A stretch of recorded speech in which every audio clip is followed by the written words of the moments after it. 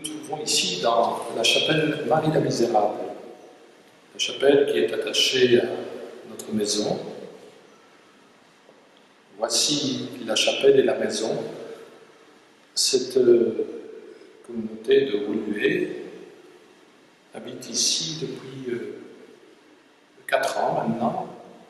Et précédemment, c'était une communauté de pères flamands, belges, mais flamands, qui habitaient ici. Les pères flamands, les pères belges, lorsqu'ils sont arrivés à Bruxelles, ont reçu 2 lieux, ce lieu-ci ainsi que l'église Sainte-Marie-Madeleine, centre de Bruxelles. Aujourd'hui, nous sommes 2 communautés à Bruxelles, l'une est en lien avec la communauté Maranatha, j'en ai parlé dans l'épisode précédent, et c'est là qu'aujourd'hui demeurent le frère Zion et Paul Hung, et puis cette communauté de Woluwe, où nous sommes donc 5 frères, de 5 nationalités différentes. Un frère congolais, Célestin, le frère Philippe de Rachette est français, le père Victor est letton, et David est frère togolais. Moi-même, je suis le seul belge de la communauté. Voilà pour la présentation de la communauté. Moi-même, je suis donc responsable d'une église qui est ici un peu plus haut, la paroisse Notre-Dame de l'Assomption, qui a été elle-même fondée par les Assomptionnistes en 1924. C'était au temps où cette partie de la ville de Bruxelles commençait à se peupler, on commençait à bâtir des maisons, et l'Église y a fondé une paroisse à cette époque-là et a donné aux Assomptionnistes la responsabilité de la paroisse. Cette paroisse est restée dans les mains de l'Assomption jusque dans les années 50, et actuellement, c'est à nouveau un assomptionniste, moi en l'occurrence, avec les frères, qui est responsable de cette église et de cette paroisse.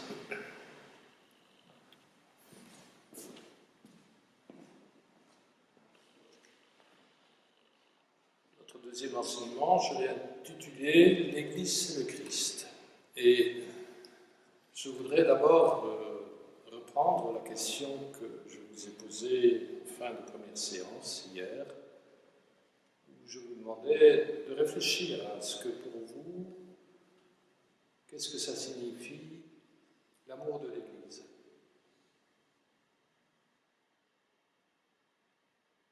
Quand nous disons « j'aime l'Église », sur quoi cela porte-t-il?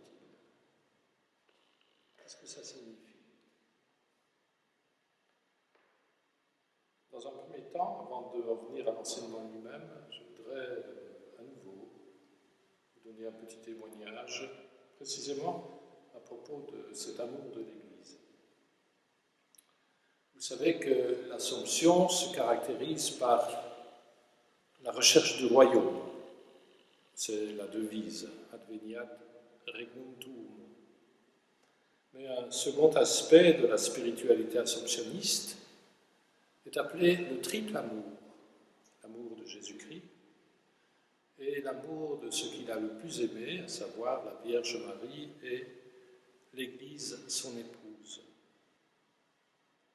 Et par conséquent, nous sommes tenus, nous, assomptionnistes, de nous demander ce que signifie effectivement pour nous l'amour de l'Église. On peut se le demander à partir de la règle de vie ou des constitutions, de l'histoire, de l'Assomption. Et puis, nous sommes interpellés nous-mêmes, précisément, personnellement. Qu'est-ce que veut dire pour moi, que veut dire pour toi, l'amour de l'Église? Il y a quelques années, j'ai été invité à participer à un moment d'émission radio pour introduire la fête de l'Assomption. Ça devait être la veille ou l'avant-veille, et on faisait appel à un assomptionniste. Imaginez qu'un assomptionniste est un spécialiste de l'Assomption, donc on me demandait de venir introduire cette fête de l'Assomption de la Vierge Marie. Mais il faut le reconnaître, nous ne sommes pas une congrégation mariale. si effectivement la fête de l'Assomption se rapporte directement à la Vierge Marie, c'est l'Assomption de Marie, je pense que notre congrégation, elle, est plus attachée au mystère de l'Église, à sa vie et à sa relation au monde. Le nom Assomption, qui est lié à notre congrégation, moi je le comprends davantage par rapport au mystère de l'Église. Et finalement, à cette réalité de l'Église appelée à être assumée, le mot Assomption, à être assumée totalement dans l'amour de Dieu. Alors pour moi, en quoi consiste l'amour de l'Église? Je dois dire et confesser que, même si pour moi cet amour est authentique, j'ai du mal à bien le cerner, et c'est peut-être aussi votre cas. Enfant, j'ai aimé être servant de messe, et plus tard, j'aimais participer à l'animation de la célébration, et par la suite, j'ai arrêté de fréquenter et la messe, et donc l'Église. Mais je gardais dans mon cœur et dans mon esprit quelque chose. Ainsi, je ne pouvais admettre qu'on puisse la déblatérer, qu'on puisse dire du mal d'elle. Je gardais au profond de moi-même une sorte d'amour plutôt inviolé, innocent, un amour d'enfant. C'est comme si, sans trop le savoir, je restais l'enfant de l'Église. Aujourd'hui, je suis assez critique, qui ne l'est pas, sur bien des formes ecclésiales. Je suis déçu de ce qu'on apprend, des grandes faiblesses de l'Église, comme des miennes d'ailleurs. Mais par-delà tout cela, je garde un lien inaltérable, parce que l'Église reste et demeure celle qui est dépositaire d'un trésor qui n'a pas de pareil. Elle est la gardienne d'un amour, d'une espérance et d'une vérité qui ne trompe pas. Comme le dit saint Paul, car Dieu a lui-même brillé dans nos cœurs pour faire resplendir la connaissance de sa gloire qui rayonne sur le visage du Christ. Mais ce trésor, nous le portons comme dans des vases d'argile. Ainsi, on voit bien que cette puissance extraordinaire appartient à Dieu et ne vient pas de nous. Je cite la deuxième lettre aux Corinthiens, au chapitre 4, versets 6 et 7. Nous portons ce trésor dans des vases d'argile. Alors, qu'est-ce que j'aime lorsque moi j'affirme mon amour pour l'Église? Le pape, les évêques, le peuple chrétien rassemblé, la célébration des sacrements, baptême, Eucharistie, réconciliation, confirmation, mariage, ordination, sacrement des malades, le partage de la parole de Dieu, la prière silencieuse, l'adoration, l'amour fraternel, le service des plus pauvres. L'Église, c'est comme un chez-moi, où beaucoup peuvent trouver une place et où on essaye que personne ne soit rejeté. J'ai toujours été frappé par la parabole de la semence, où il est dit que le royaume est comparable à une semence mise en terre et elle devient un grand arbre où tous les oiseaux du ciel trouvent à se nicher.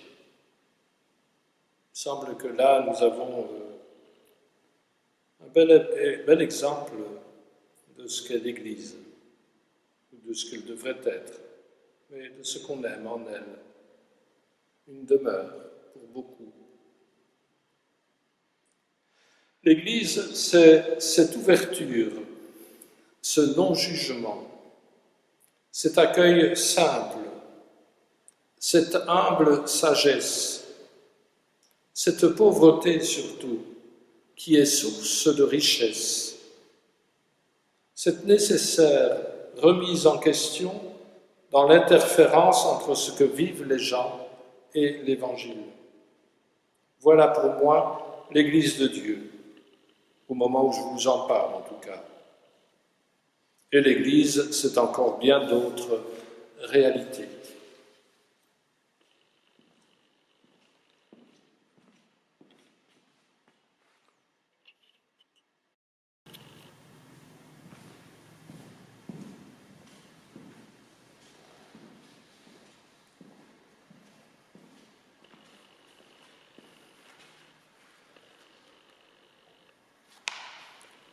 Pour cet enseignement, je voudrais, dans un premier temps, parler de Jésus, l'Église et le royaume. Je voudrais commencer par une citation de Maurice Zundel. Maurice Zundel est un grand spirituel du XXe siècle qui a donné bon nombre de conférences spirituelles. Et il fait référence à la conversion de saint Paul. Et saint Paul qui, sur le chemin de Damas, s'entend dire dans une vision qui le renverse totalement, « Je suis Jésus que tu persécutes ». Et Maurice Zundel de dire alors, tout le mystère de l'Église est dans cette identité. Paul qui persécute les Saul à l'époque, qui persécute les chrétiens, les disciples de la voie, pour rester littéral, entend donc Jésus s'identifier aux disciples en question. Il fait cette expérience saisissante que c'est Jésus lui-même qui est persécuté à travers les disciples. Et donc, à travers cette parole de Jésus, celui-ci s'identifie donc bien à ses disciples, il s'identifie avec son Église. Et voilà bien en quoi l'Église est mystère. Entre parenthèses, c'est sans doute la raison pour laquelle l'Église est mentionnée dans le credo. Je crois en l'Esprit Saint, à la Sainte Église catholique, est-il dit. Elle fait partie du mystère de Dieu, l'Église. Donc elle est de l'ordre d'un mystère. Mystère ne voulant pas dire que ça reste nébuleux et non connu, au contraire, mais que ce mystère est à découvrir toujours, encore et toujours. Ceci dit, l'Église n'est pas le but, elle n'est que le moyen. Le but, c'est le royaume de Dieu, le royaume du Père. Lorsque nous prions, nous disons « Notre Père, que ton règne vienne, que ton royaume advienne ». On ne dit pas que ton Église advienne, non, que ton royaume advienne. Si bien que la communion des disciples, qui est l'Église, ne peut rester enfermée en elle-même. L'Église est catholique, universelle, elle est missionnaire, elle est appelée à témoigner. Il s'agit donc d'articuler cette double dimension, communion des disciples entre eux et devoir missionnaire. Mais d'un côté comme de l'autre, il s'agit de Jésus, Jésus qui rassemble ses disciples, Jésus l'envoyé du Père qui envoie ses disciples. Le but, c'est le royaume. Les premières paroles de Jésus en saint Marc sont un appel. Les temps sont accomplis, le règne de Dieu, le royaume de Dieu est tout proche, convertissez-vous et croyez à l'Évangile. Marc, chapitre 1, verset 15. Le royaume est en lien avec le Père, l'Église davantage avec le Fils et l'Esprit Saint. Pensez ce que vous pensez de cette distinction. Le royaume est en lien avec le Père, l'Église davantage avec le Fils et l'Esprit Saint qui sont les envoyés du Père. L'Église n'est donc pas une fin en soi. Le rapport entre l'Église et le royaume est à saisir notamment dans la parabole du levain, enfoui dans la pâte, Matthieu 13, 33. Le royaume, c'est l'aboutissement de la création entière, de l'univers conduit à sa perfection. Le royaume n'est pas que dans l'Église, il est dans bien des réalités extérieures à l'Église. Lorsque Jésus, dans les évangiles, guérit un malade, par exemple, il ne l'appelle pas nécessairement à le suivre, mais il le renvoie libre chez lui. Lorsque Jésus appelle ses premiers disciples, ce n'est pas pour les garder près de lui, à les chouchouter, non. Il dit « Venez à ma suite, je vous ferai devenir pêcheurs d'hommes ». En Saint Jean, Jésus dit « Ce n'est pas vous qui m'avez choisi, c'est moi qui vous ai choisi et établi afin que vous alliez, que vous portiez du fruit et que votre fruit demeure. » Jean, chapitre 15, verset 16. L'Église est donc par nature missionnaire. Et toute la question est de voir comment elle assure cette mission. Y a-t-il une seule manière ou y a-t-il de multiples manières de répondre à la mission qui est l'appel du Seigneur? Ou pour dire mieux les choses, y a-t-il des choses fondamentales, essentielles à la mission, choses essentielles qu'on ne peut pas négliger? Lorsque Jésus choisit d'envoyer ses apôtres, il les choisit d'abord pour être avec lui. Voici ce qui est dit en saint Marc.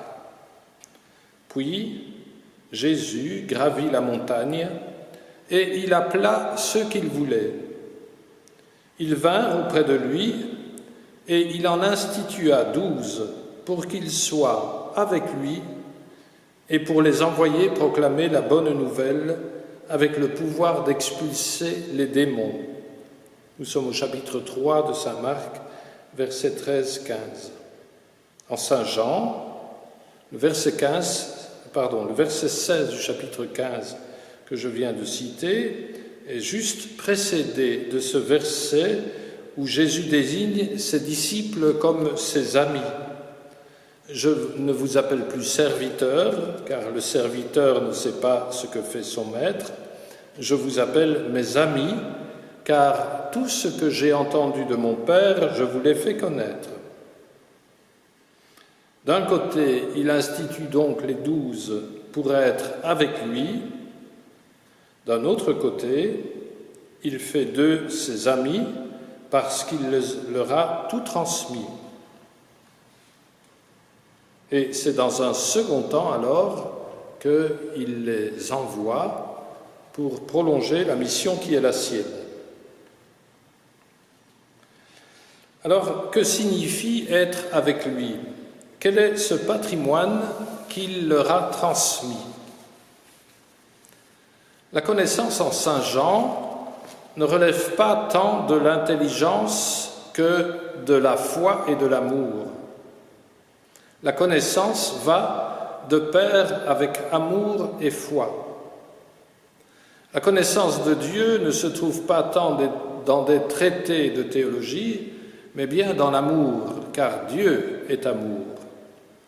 Si quelqu'un m'aime, il gardera ma parole, mon Père l'aimera, nous viendrons vers lui et chez lui, nous ferons une demeure. À moins d'être Thérèse de Lisieux, il faut du temps pour le comprendre et pour l'assimiler, pour assimiler que la connaissance de Dieu se trouve dans l'amour. Heureux sommes-nous à l'Assomption de pouvoir exercer au jour le jour l'amour fraternel qui est chemin vers la vraie connaissance. penser que dans l'Église, et plus encore à l'Assomption, on peut se dispenser de l'amour fraternel pour se consacrer à la mission est une grave erreur. Comment enseigner l'amour si nous ne le pratiquons pas? C'est élémentaire. Mais revenons-en à l'Église qui, comme je le disais, est dépositaire de cette vraie connaissance des choses de Dieu et qui a pour mission de les enseigner. Comment cela se fera-t-il? Comment de pauvres ignorants, pour ne pas dire davantage, deviennent les dispensateurs de la parole de vie? Comment sont-ils entrés dans la vraie connaissance au point de pouvoir en témoigner? Ce « comment se fera-t-il » nous fait penser à la réaction de Marie à l'annonce de l'ange Gabriel, venu la visiter. Si bien que la réponse à cette question est toujours la même, elle est celle que donne l'ange à Marie. L'Esprit Saint viendra sur toi, la puissance du Très-Haut te prendra sous son ombre, c'est pourquoi celui qui va naître sera saint, il sera appelé Fils de Dieu. Luc 1, 35. Il s'agit d'accueillir la présence de Jésus, il s'agit de rendre présent Jésus, et cela, c'est avant tout l'œuvre de la Trinité Sainte.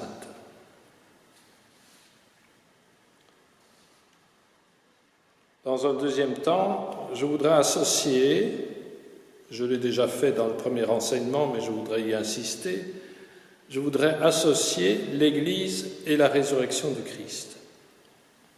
J'en reviens donc à ce que nous disions hier. L'Église fait partie du mystère pascal. L'Église appartient à la résurrection du Christ. Mais pour comprendre cela, il faut d'abord bien comprendre la résurrection. Premièrement, la résurrection n'efface pas la mort de Jésus, puisque la mort est le signe de son plus grand amour. Il n'y a pas de plus grand amour que de donner sa vie pour ceux qu'on aime. Jean 15, 13. Dans sa résurrection, Jésus reste et demeure en donation de lui-même. Le ressuscité, c'est le crucifié. C'est bien ce que saint Thomas, dans l'évangile célèbre, que l'on lit une semaine après Pâques, c'est bien ce que Thomas veut vérifier. Il veut vérifier que le ressuscité, c'est celui qui s'est donné une fois pour toutes, et donc celui qui se donne encore et toujours. Autrement dit, la résurrection éternise le don unique du Seigneur en sa mort. Il le fait retentir en tout lieu et en toute... Elle le fait retentir en tout lieu et en tout temps. Elle le rend réel pour tous les lieux et tous les temps. Jésus ressuscité reste en donation de lui-même. C'est ainsi qu'il est le Fils, dans cette capacité à être en donation de soi à l'image du Père. Avec ceci de différent ou de nouveau, c'est que le don de soi, la remise de soi, n'est plus seulement orienté vers le Père, mais aussi vers l'humanité entière. Tandis que sur la croix, Jésus remet l'Esprit au Père dans un acte d'abandon, dans le même temps, il donne sa vie à tous ceux qu'il aime. C'est ce que signifie la dernière parole, d'ailleurs, du prologue de saint Jean. Dieu, personne ne l'a jamais vu. Le Fils unique, lui qui est Dieu, lui qui est dans le sein du Père, c'est lui qui l'a fait connaître. Dans sa résurrection, Jésus va au Père, retourne au Père et se donne à nous. C'est ainsi qu'il faut comprendre la parole des Actes des Apôtres que j'ai citée hier. Ce Jésus, Dieu l'a ressuscité, nous tous nous en sommes témoins. Élevé à la droite de Dieu, il a reçu du Père le Saint-Esprit qui était promis et il l'a répandu sur nous, ainsi que vous le voyez et l'entendez. L'Esprit Saint établit Jésus dans sa dignité de Fils de Dieu et par ce même Esprit répandu, Jésus se donne au monde.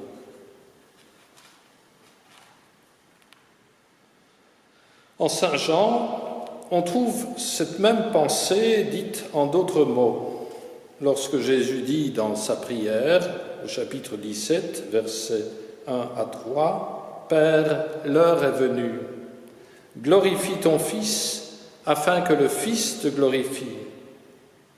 Ainsi, comme tu lui as donné pouvoir sur tout être de chair, il donnera la vie éternelle à tous ceux que tu lui as donnés. » La glorification du Fils et le don de la vie est une même réalité qui se réalise dans la résurrection. Ailleurs, Jésus dit à propos du Saint-Esprit, « Lui, l'Esprit Saint, me glorifiera, car il recevra ce qui vient de moi pour vous le faire connaître. Tout ce que possède le Père est à moi, voilà pourquoi je vous ai dit, l'Esprit reçoit ce qui vient de moi pour vous le faire connaître. Encore un peu de temps et vous ne me verrez plus, encore un peu de temps et vous me reverrez. » Nous sommes au chapitre 16, versets 14-16 de Saint Jean. Voyons bien l'ensemble. L'Esprit Saint glorifiera Jésus et, il en résulte, vous me reverrez. Tout se tient. Mort de Jésus, résurrection, exaltation à la droite du Père, don de l'Esprit Saint, présence du ressuscité au sein de la communauté des disciples. Un seul mystère pascal, la liturgie l'a donc bien compris, elle qui intègre dans le temps pascal l'Ascension et la Pentecôte.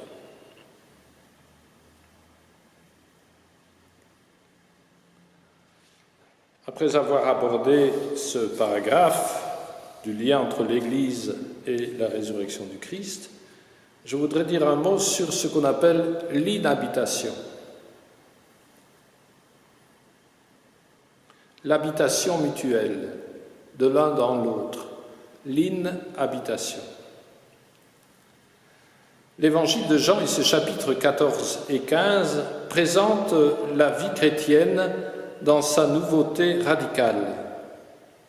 Cela avait été annoncé par Jésus à Nicodème au chapitre 3 de l'Évangile de Jean. « Il te faut naître à nouveau, disait Jésus. Il te faut naître d'en haut. Il te faut naître de l'eau et de l'esprit. » C'est la seule condition pour voir le royaume et y entrer. Au chapitre 14 de Saint Jean, après avoir annoncé simultanément son retour au Père et sa venue auprès de ses disciples, « Quand je serai parti, je reviendrai vous prendre », Jésus annonce la venue de l'Esprit Saint qu'il nomme le Défenseur. « Moi, je prierai le Père, dit-il, et il vous donnera un autre Défenseur qui sera pour toujours avec vous, l'Esprit de vérité, lui que le monde ne peut recevoir, car il ne le voit pas et ne le connaît pas. Vous, vous le connaissez, car il demeure auprès de vous et il est en vous. Je ne vous laisserai pas orphelin, je reviens vers vous. D'ici peu de temps, le monde ne me verra plus, mais vous, vous me verrez vivant et vous vivrez aussi. » Notons bien l'envoi du Défenseur, son inhabitation dans le disciple qui l'ouvre à percevoir la présence de Jésus et à vivre de la vie même du ressuscité. Ceci est de la plus grande importance, car c'est la porte d'entrée à un nouveau mode de vie, la vie selon l'Esprit, la vie en Dieu. C'est le point de départ d'une authentique vie chrétienne. Tout le reste en découle. Un des points capitaux est ce qu'on appelle l'inhabitation, comme le montrent les versets qui suivent. En ce jour-là, vous reconnaîtrez que je suis en mon Père, que vous êtes en moi et moi en vous. Si quelqu'un m'aime, il gardera ma parole, mon Père l'aimera, nous viendrons chez lui, et chez lui, nous nous ferons une demeure. La venue de l'Esprit Saint scelle la présence du ressuscité en son corps qui est l'Église. Ce point va être amplement développé dans ce qui suit. Ce qu'il faut bien comprendre, c'est que la vie chrétienne n'est pas quelque chose d'extérieur. Il ne s'agit pas de simplement suivre un message ou une morale. La vie chrétienne, c'est vraiment l'inhabitation de l'Esprit Saint dans le cœur des disciples qui font que nous sommes happés dans la présence de Dieu et nous laissons Dieu vraiment venir nous habiter.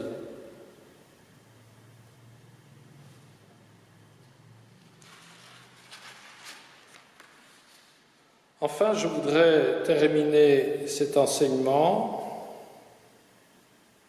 par une mise en évidence de deux petits mots. Ces mots, c'est « pour nous ». Dans le sacrement de l'Eucharistie, au moment de la consécration, le prêtre prononce les paroles de Jésus. « Prenez et mangez-en tous, ceci est mon corps livré pour vous. Prenez et buvez-en tous, car ceci est la coupe de mon sang, le sang de l'alliance nouvelle et éternelle, qui sera versé pour vous et pour la multitude en rémission des péchés. » Ma question, avons-nous bien conscience du « pour vous » qui devient même « pour vous et pour la multitude » en ce qui concerne les paroles sur le vin? L'action de Dieu est en notre faveur. C'est pour nous que tout cela se réalise. Et en vue de quoi? C'est ma question. En vue de quoi tout cela se réalise-t-il? Quel est le but de l'Eucharistie? Quel est le sommet de l'Eucharistie? Je pense qu'au fur et à mesure du temps, on s'est recentré sur la consécration et l'élévation de l'hostie et du calice. On a pointé, on a mis au centre ce moment particulier, consécration et l'élévation de l'hostie, corps du Christ, et du calice, sang du Christ. Est-ce que c'est juste? L'Eucharistie, c'est un repas. Et lorsque nous sommes invités à un repas, c'est pour manger. C'est pas pour regarder. Non, le but, c'est bien manger. Il ne faudrait donc pas l'oublier en ce qui concerne l'Eucharistie. Mais pourquoi mangeons-nous? Remarquez que le repas, en toute généralité, a une valeur hautement symbolique, surtout lorsqu'il est l'occasion de rassembler des amis autour de la même table. Comprenons bien le mot symbolique. C'est un rappel. Il veut dire réel. La nourriture est une chose, c'est l'aspect matériel du repas, ainsi que la table. C'est un premier niveau de réalité. Mais la table rassemble des amis pour un partage, pour un moment d'amitié partagée. Voilà un second niveau de réalité, plus important que le premier, mais que le premier permet. Ensuite, le fait que cet échange amical se fait au moment du repas, tandis que nous mangeons, cela veut montrer aussi que l'amitié, le partage, est une nourriture tout autant essentielle, si pas plus essentielle encore, que la nourriture matérielle. Et si en plus la nourriture est bonne, cela signifie que la présence de l'ami est vraiment très bonne. C'est une chose très bonne qui me nourrit. Encore un point. Je ne vais pas à un repas pour contempler la robe de la maîtresse de la maison. Excusez la comparaison. Eh bien, à l'Eucharistie, on a parfois l'impression de cela. La disposition dans l'Église est à ce propos significative. On est tous orientés vers l'autel et donc vers le prêtre. Quelle belle chasuble! On n'a pas cette impression d'être convié à un repas avec des amis, avec des convives. Le mot convive dit bien ce qu'il veut dire. Cum, c'est avec, vivre, vive, c'est vivre avec. Ce sont ceux avec qui je vis, ceux avec qui je partage la même vie. La messe nous oriente vers le moment de la consécration, moment où on dit que Jésus est rendu présent, comme s'il n'était pas présent dans les autres moments de la messe. Jésus dit, là où 2 ou 3 sont réunis en mon nom, je suis au milieu d'eux. Matthieu 18, 20. Voyez-vous la déformation? J'ose parler de déformation. C'est peut-être excessif, mais je crois qu'il faut en parler. Si bien que le catholicisme, à un moment donné, va mettre en évidence l'adoration du Saint-Sacrement. Jésus et moi. Cette attitude d'adoration risque de faire perdre le sens premier du repas eucharistique. C'est l'adoration qui devient alors l'attitude première, l'adoration du Saint-Sacrement et ce qui va avec, y compris la personne du prêtre, par conséquent, ce qui ne passe sans poser problème.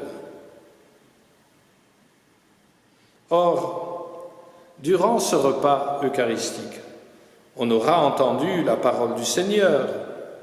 Il nous parle comme à des amis et nous nous nourrissons aussi de ce qui sort de sa bouche.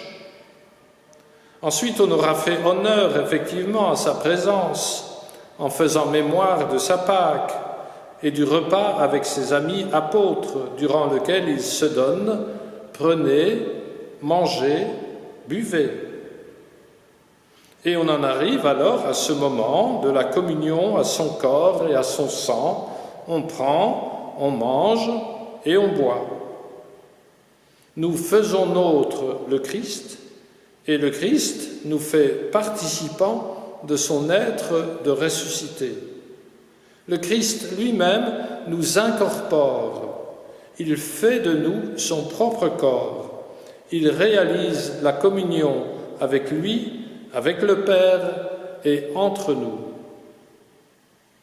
Combien il est par conséquent important de manifester cette communion dès le départ Et c'est ici que la concélébration, lorsqu'il y a plusieurs prêtres, trouve toute sa place. Le miracle de l'Eucharistie ne se réalise pas tant au moment où le pain et le vin deviennent le corps et le sang du Christ, mais bien au moment où nous devenons son corps, corps animé, vivant et témoignant. Et nous sommes le corps du Christ chaque fois que nous célébrons l'Eucharistie ensemble. Et le sommet de cette communion au corps du Christ, c'est effectivement lorsque nous nous nourrissons de son corps et de son sang.